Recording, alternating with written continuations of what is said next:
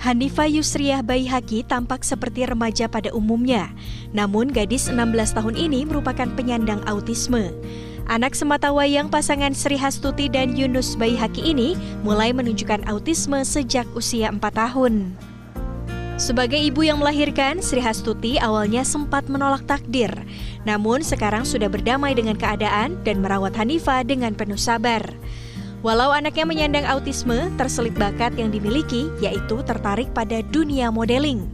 Hastuti pun mendukung dan mengarahkan apa yang digeluti Hanifa. Awalnya Hanifa mengikuti di dunia modeling itu di usia 9 tahun. Nifa sendiri, saya awalnya memang tidak mengerti apa yang Nifa inginkan, tapi Nifa itu punya kebiasaan mengatur baju sendiri, memadu padankan warna gitu kan. Terus Ambu itu bajunya kurang cocok deh gitu kan sama kerudungnya gitu. Jadi memainkan warna baju dan kerudung yang saya pakai, Nifa protes gitu. Bahkan selama berkecimpung di dunia modeling, Hanifa sudah terlibat beberapa event besar. Tidak hanya di kota Bandung, tetapi juga Jakarta, Bogor, hingga Jember Fashion Carnaval. Pencapaian terbesarnya adalah saat menjadi model catwalk terbaik dalam Festival Batik Nasional di Jakarta pada 2021 lalu. Kepiawaian Hanifa di dunia modeling semakin matang saat setahun terakhir bergabung ke Sanggar Modeling. Setiap Sabtu dan Minggu, Hanifa semangat berlatih. Ternyata Hanifa tidak hanya tertarik pada dunia modeling, tetapi juga pada musik. Dua alat musik yang diminati yakni biola dan keyboard.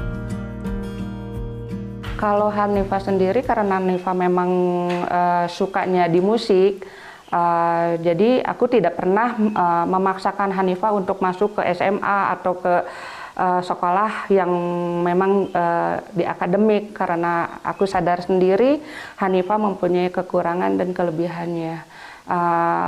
Pas begitu Nifa menginginkan sekolah di musik, ya saya sebagai orang tua, saya sebagai orang ibu, saya mensupport dan mendukung apa yang Hanifa inginkan gitu.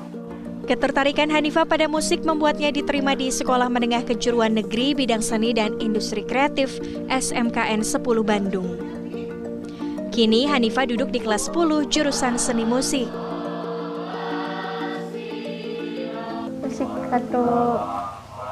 Musik satu.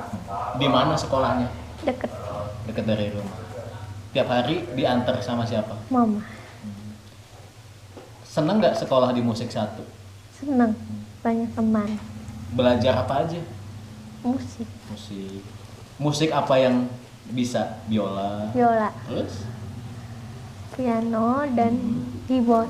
SMKN 10 Bandung memiliki kuota 3% untuk jalur afirmasi anak berkebutuhan khusus.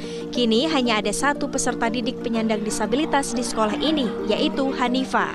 Meski menyandang autisme, dalam aktivitas sehari-hari, Hanifa diperlakukan seperti anak-anak normal seusianya. Hal ini semata-mata agar Hanifa kelak bisa mandiri. Di sekolah pun, Hanifa tak kesulitan berbaur dengan teman-teman sebayanya. Saat ini Hanifa masih belum bisa membaca dan menulis, namun Hanifa memiliki daya ingat yang kuat.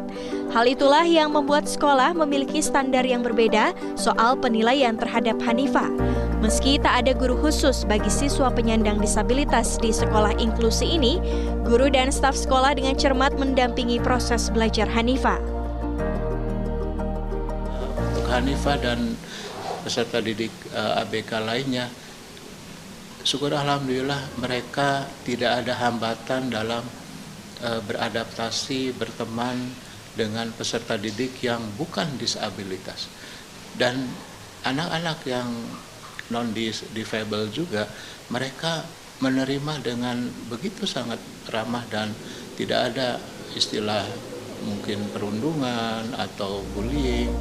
Dosen Psikologi Universitas Islam Bandung, Andita Nurul menjelaskan, terdapat 4 jenis penyandang disabilitas, yaitu fisik, sensorik, mental, dan intelektual.